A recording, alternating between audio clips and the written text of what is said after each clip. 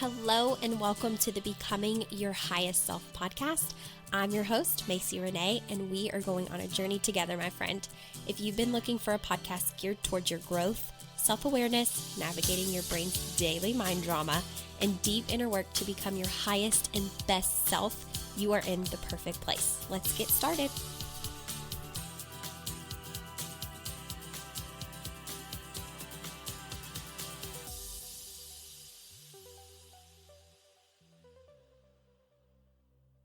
Hey everybody, welcome back to another episode of Becoming Your Highest Self podcast.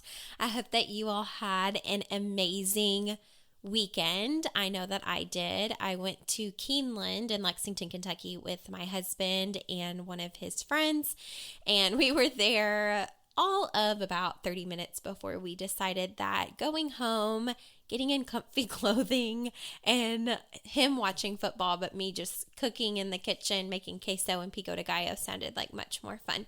So we try to have fun and be those people that can go out and enjoy our time. But to be completely honest, I think we both love being homebodies to an extent. It's like being introverted, extroverted, I guess, like wanting to socialize and be around people, but then at the same time being like, you know what, sounds awesome. At least for me, it's like leggings and shoving my face with pico de gallo. And for him, it's like, you know what sounds awesome? Laying on the couch and watching football all day.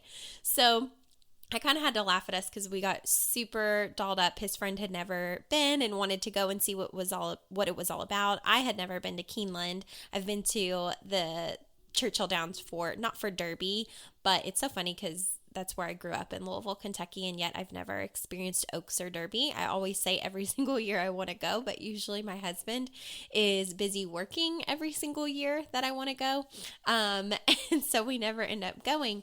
But it was hilarious because he was like, we never do anything on Saturdays. We usually just kind of lounge around and relax, or I'm usually gone with the girls or whatever I'm doing. And he was like, let's just go. My friend wants to see what it's like. Let's go. So we dressed up. We got there. It was crowded. It was hot. It was fun for 30 minutes. And then we were all three like, you want to go home and watch football and stuff our faces? That sounds like a lot more fun. So I'm kind of laughing around how old we seem. We're like old people. Also, I had fun Friday. I celebrated with some friends. My birthday is coming up on October 10th. I'll be 28. And each year we try to have like a little dinner and birthday celebration. The friend that I celebrate with, her birthday is also October 10th. And she's 5 years older than me. She was always like the big sister I never had growing up. So I love spending time with her. And then my grandma's birthday is the 17th of October. So we just kind of all celebrate them together. And then fun fact, my husband's birthday is directly 2 weeks after mine, on the 24th. So we've got a lot of October birthdays, and that's not counting everybody else that I'm really close with or even some other family members. So a lot of October birthdays, a lot of Libra energy in the house, a lot of Scorpio energy in the house. My husband's a Scorpio. And I've just decided that I want to celebrate all month long. Nothing wrong with that, right? If I celebrate all month long.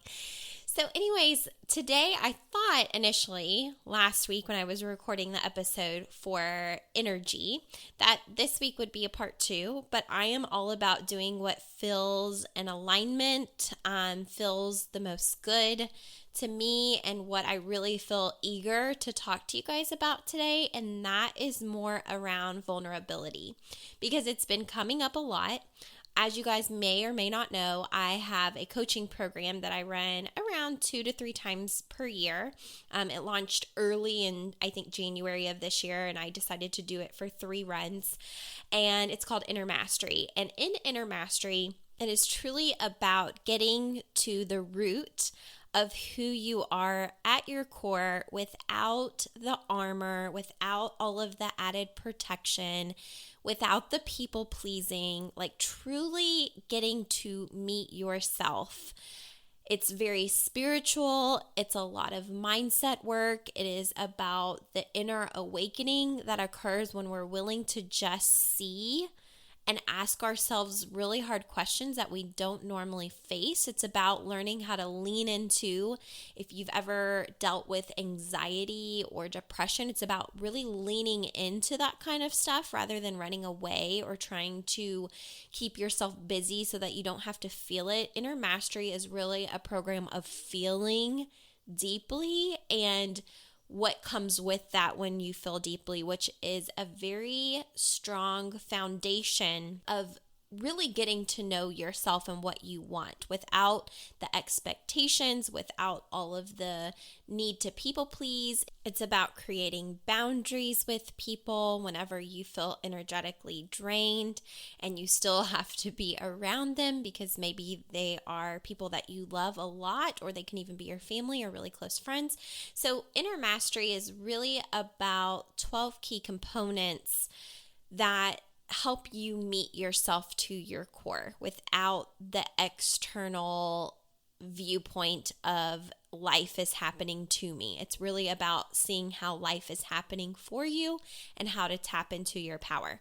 And so with that comes a lot of vulnerability, and my clients that are in that program feeling sometimes like they're having a vulnerability hangover, which I totally understand because I have walked this walk. I have done this work. That's how this program came about. It's even how my work as a life coach in general has come about, is walking the walk, not just talking the talk. And so I understand that feeling of extreme vulnerability, of almost feeling naked, is kind of how I describe it to my clients. When you have protected yourself for so long and you've had the mentality of, I'm going to put on my big girl panties and handle it. I have to be the one in control. I have to be the strong one.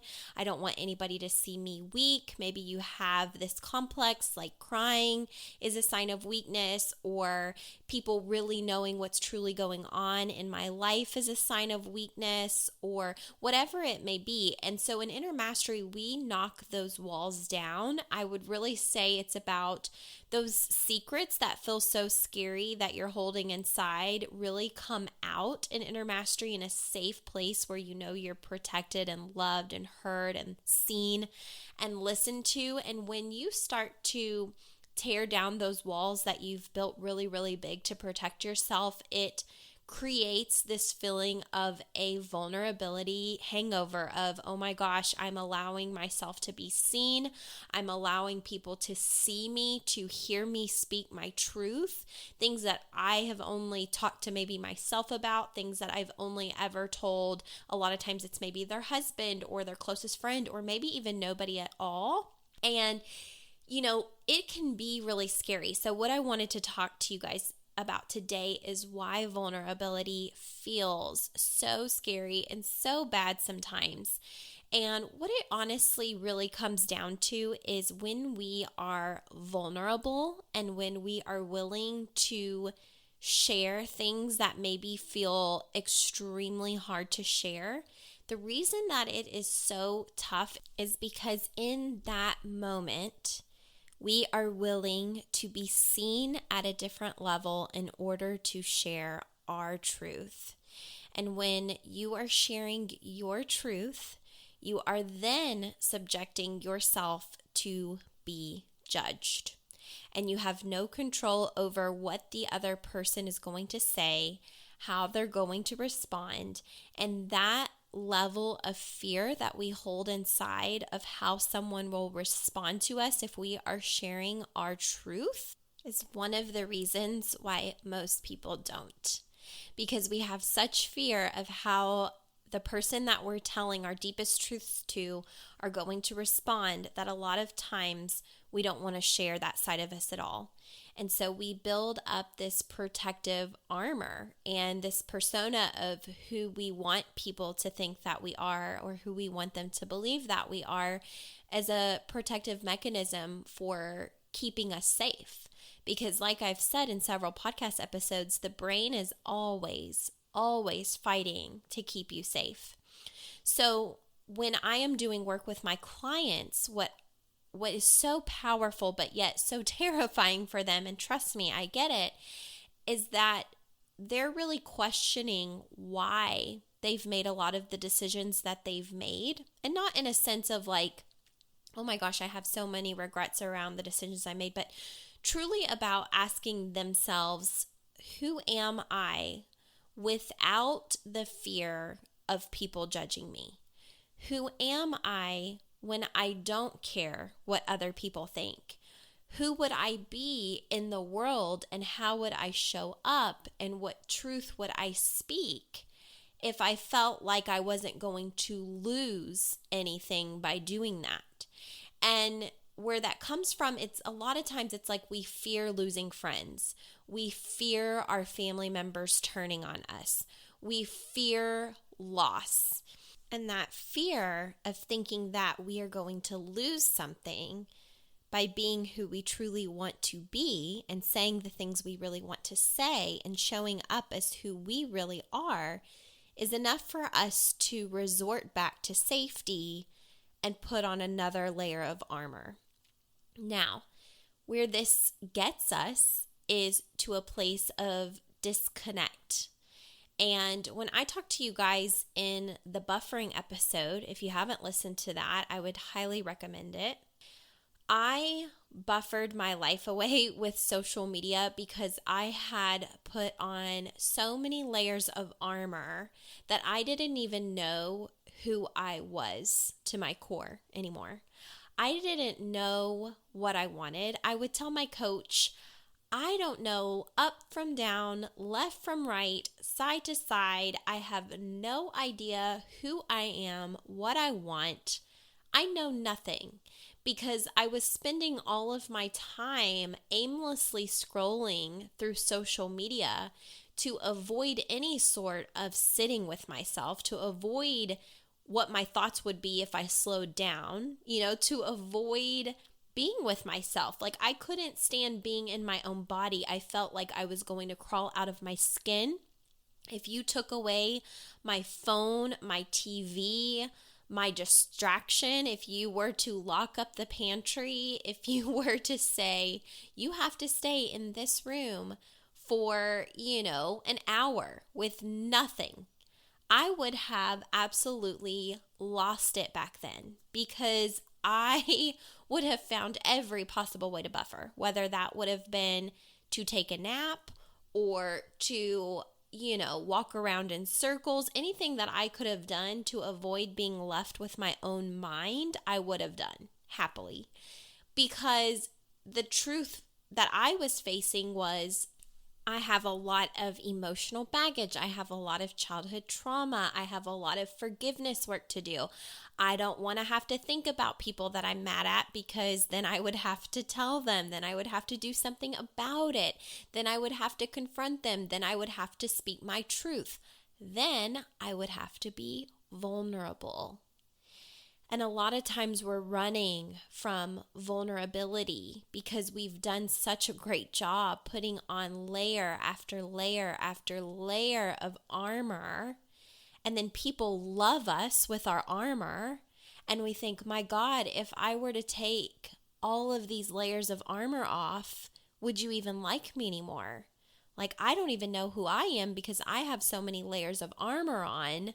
You don't know who I truly am. So this is what causes, in my opinion, a lot of our anxiety and a lot of our depression, because we get so disconnected from who we truly are so that we can meet the expectations of other people, so that they like us.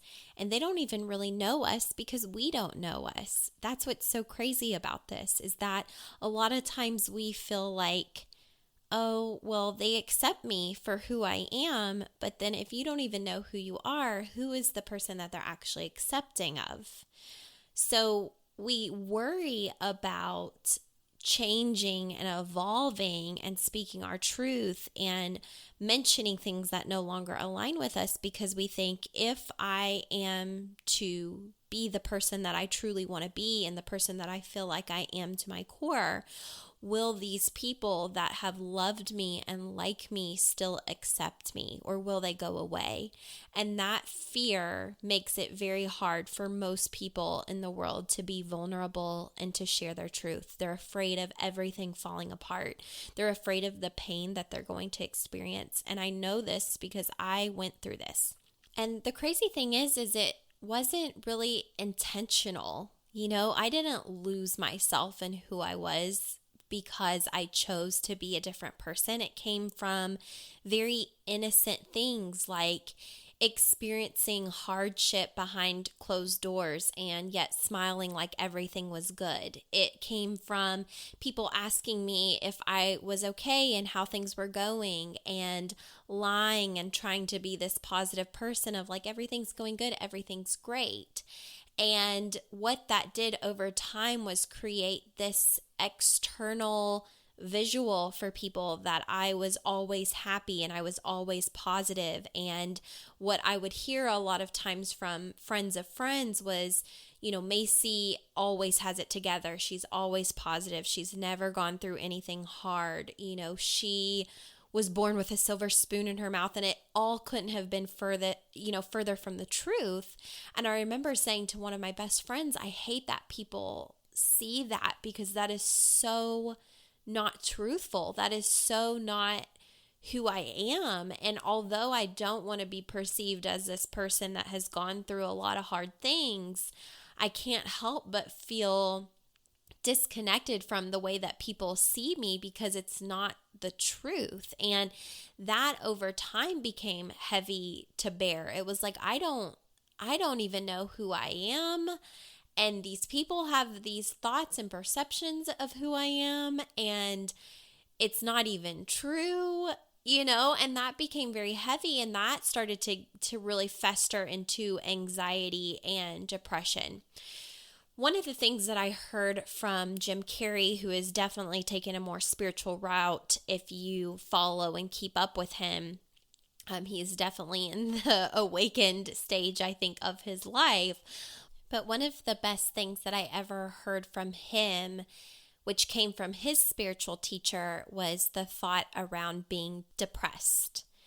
And he told Jim, break that word down a little bit. Like, you are just hearing depressed, but what that actually is the body begging for deep rest. And he said, because you need deep rest from the persona that you are playing, this character that you're playing in your life that is so not you. It's not even who you are. And yet we carry around this persona of what everybody else thinks and believes that we are, because we've avoided speaking our truth because we didn't want to be negative, or we've avoided speaking our truth because we were afraid of judgment and what other people might see if we told the truth. And if you do that enough, you do become disconnected with yourself, and you will feel depressed because you don't know who you are anymore. And I loved his breakdown of depressed is just your body begging for deep rest from the person you've been pretending to be so that you felt protected. And you've done it for so long that now you're in a state of, I don't even know the true me, because I've been people pleasing. I have been smiling when things are falling apart behind me, and I was that person.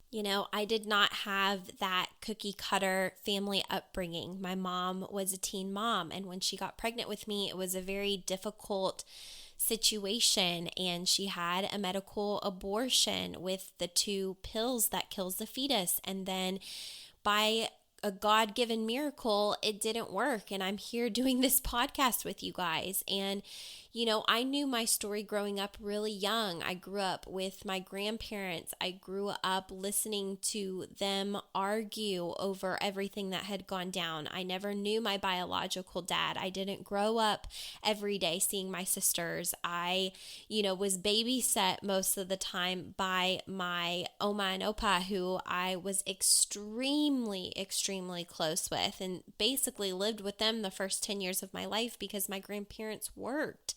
And, so much went on in my family, so much drama, and the way that I processed things as a kid was very difficult, but you never would have known that. You never would have known anything that I had gone through as a child because I felt like I just wanted everything to be seen as normal. And I would smile and say, everything's good, everything's fine, I've got it handled. I can't be the one to cry. I've got to be the strong one. I can just put on my big girl panties and handle everything. And internally what was happening was I wasn't processing my emotion. I was shoving it down. People would come into my life and I would think, God, I don't want them to see what things are really like. So let me be this person, or let me share a little bit about what I've gone through in my life, but, let them know that I'm super happy and I've overcome everything. And it just wasn't the truth. And then when everybody believed I was who I had always showed up as, it was like, wait a minute, I haven't processed all of this stuff. This is not my truth. This doesn't feel good to me. I'm so disconnected from myself. I'm battling anxiety that is debilitating, where psychiatrists want to put me on medication. I don't know, up from down, left from right. And I enter my life coach, who is like, guess what? All of this is changeable. All of this is fixable. Like, you just have to be willing to look inside and really ask yourself some hard questions and look for the answers. And you already know all of the answers if you're just willing to look. But a lot of times we're not willing to look because it's scary. It feels bad. One of my clients said something to us this week in Inner Mastery, and I thought it was phenomenal. Like, she'll probably listen to this and think that, it's silly that she said that. But I have to tell you that it really hit home for me, because it's exactly what I feel like this work is all about. She said inner mastery, in a sense, in a roundabout way, is triggering her. And she said what she feels like is she was in a pool of clear water and there was dirt settled at the bottom.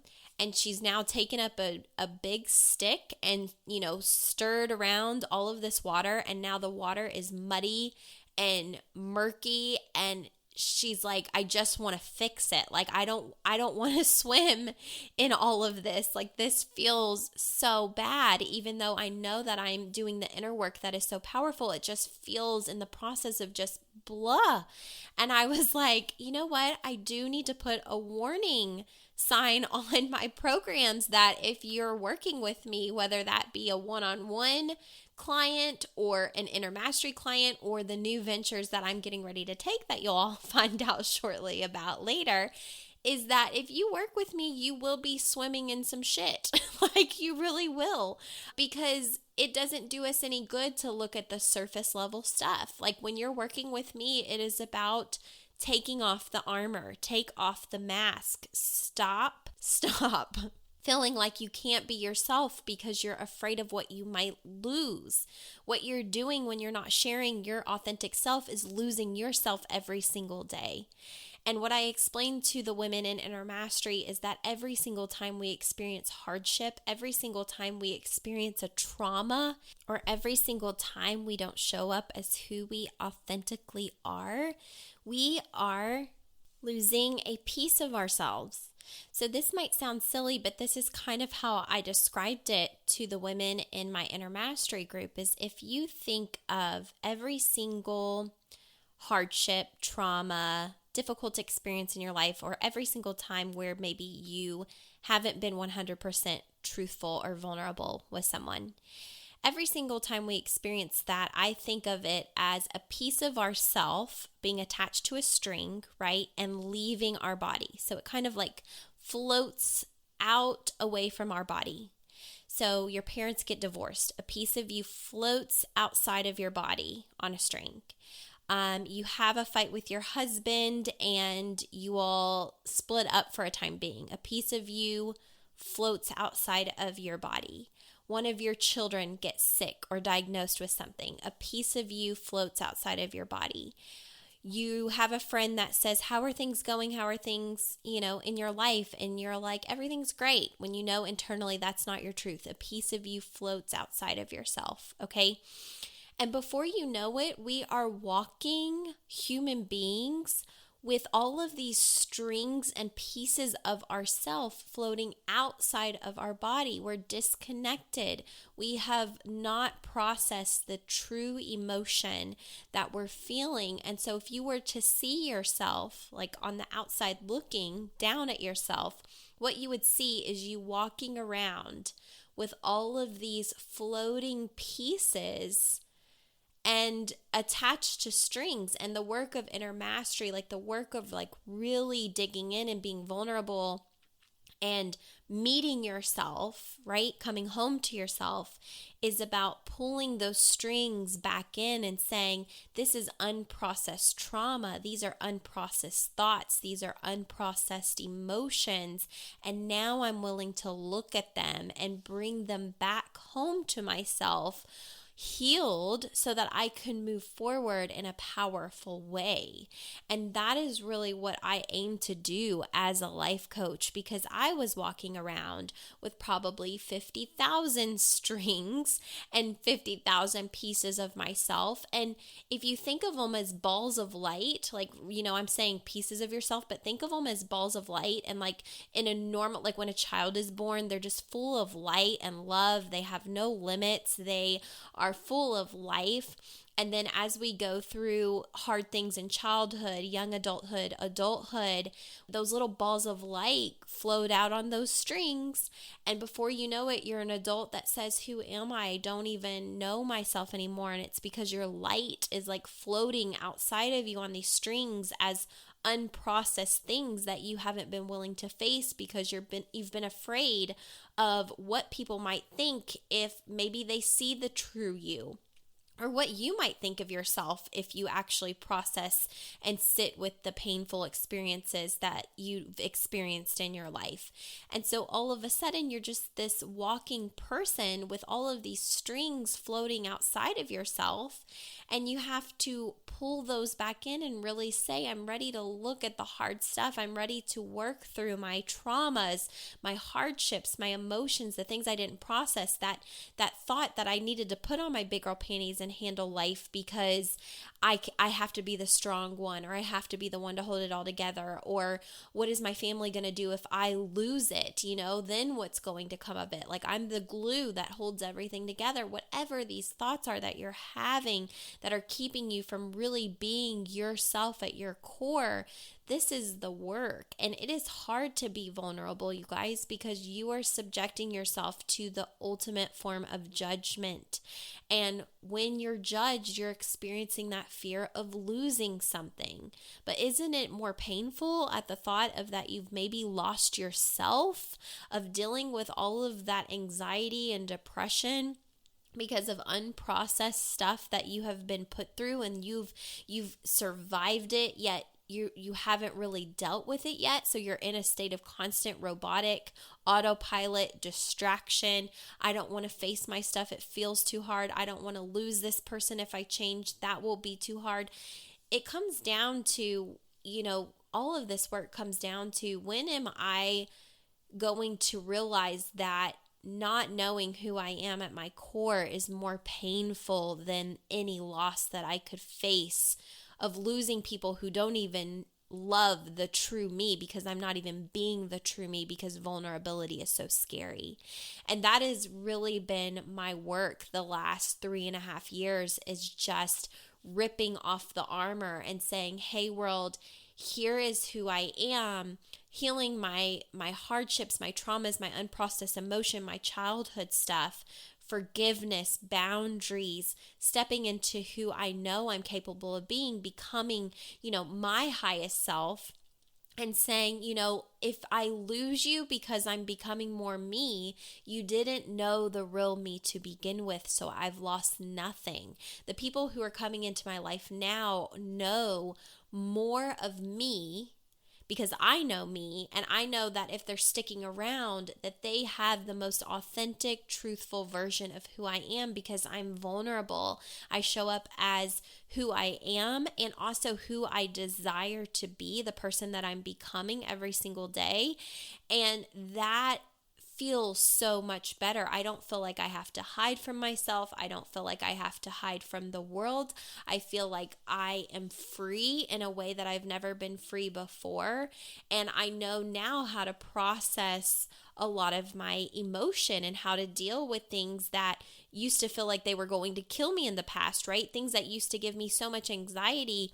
There for a really long time, I thought, do I need to be medicated? Every doctor kept saying I needed to probably be medicated, but I knew that the source of my anxiety and my depression was coming from stuff that I had experienced in my life, and I didn't want to feel those bad feelings. So running from myself and having this different persona felt like it was the solution, it was the answer, when the actual answer was learning how to lean into those bad feelings and say, I can honor these, I can see these.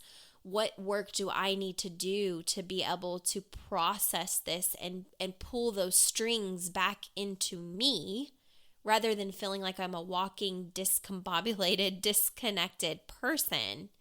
And I started to pull one string in at a time and saying, okay, 4-year-old childhood trauma. Hello, I've been avoiding you my entire life.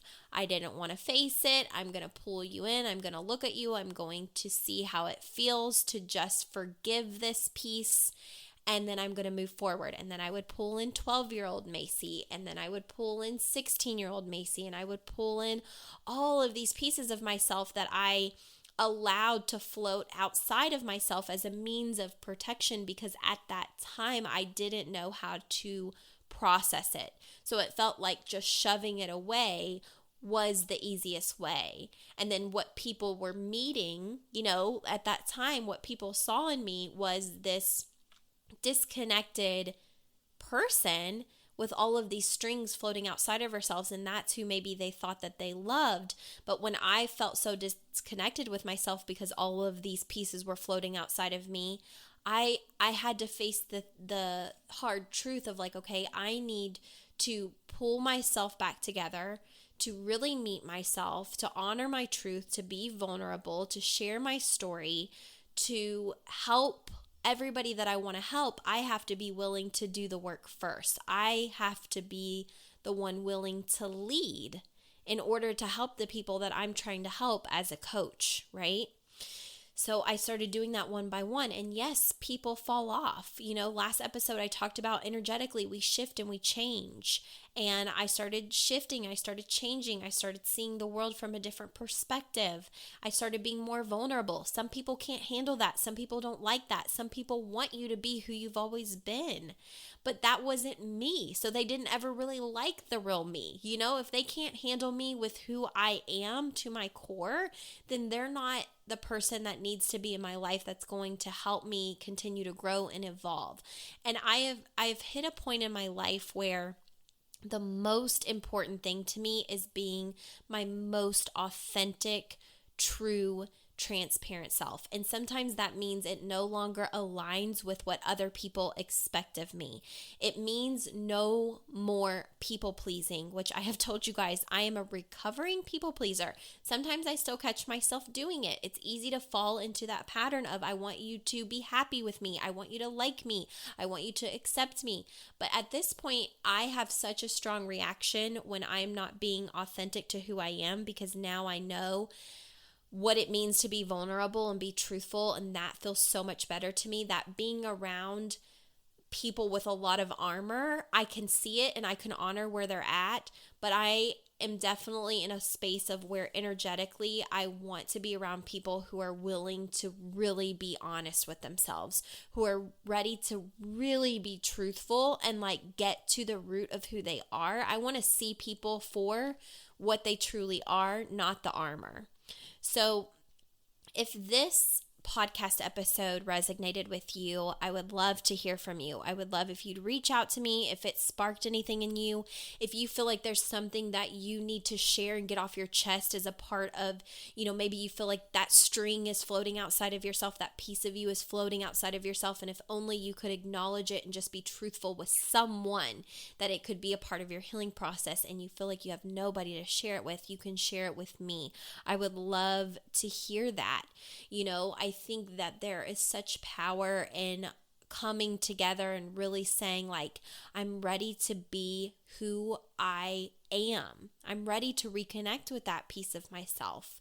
I'm ready to know who I am at my core. And like I've said before, the most powerful question I ever asked myself is, who would I be if I knew I would be supported no matter what? Who am I without other people's expectations of who they want me to be? Who am I when I feel limitless? Who am I when I know that I can do anything and be anything in the world? And when I realized that the person I really am and wanted to be didn't match the person that I was showing up as every day, I went to work. And it's the best thing I've ever done. And although you might feel like it sucks because you're swimming in muddy, murky water, you will come out on the other side feeling so incredibly free. Because how many times have you been doing things for other people or living up to someone else's expectations because it makes them happy and they feel fulfilled with who you are, but you don't feel fulfilled with who you are. And they like who you're being, but you don't like who you're being. And you're saying yes to all of this stuff that doesn't align with you because it makes them happy. How many times have you caught yourself doing what other people want you to be doing and being who they want you to be and experiencing fear that if you're no longer that person, you're going to lose everything? If you're there, let me just tell you, you've lost yourself. If those are the thoughts that you're having, you have lost yourself. And the most important thing you can do is just turn inward and do the hard stuff, face the hard stuff. You would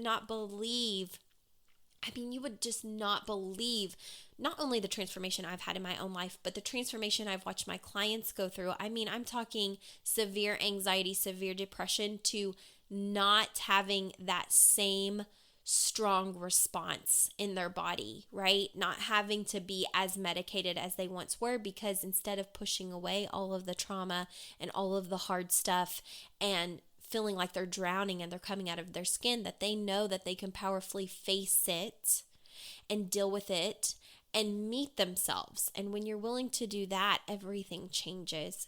So I hope that this episode resonated with you. I hope that it made sense. I know that it can be very deep. Inner work is very, very deep and very vulnerable, but your vulnerability is so important. Like that if you want to know who you are, start being more vulnerable. Start speaking more of your truth. Start saying no when you actually want to say no. Start saying yes when you actually want to say yes. Start changing your mind when you feel like it's too late to change your mind. Do what feels most authentic to you. Show up as who you want to be. And if you're losing people because of that, they didn't love you like you thought they did in the first place. The people that truly are there for you and will love you will be with you no matter what. I love you guys. I will see you next episode.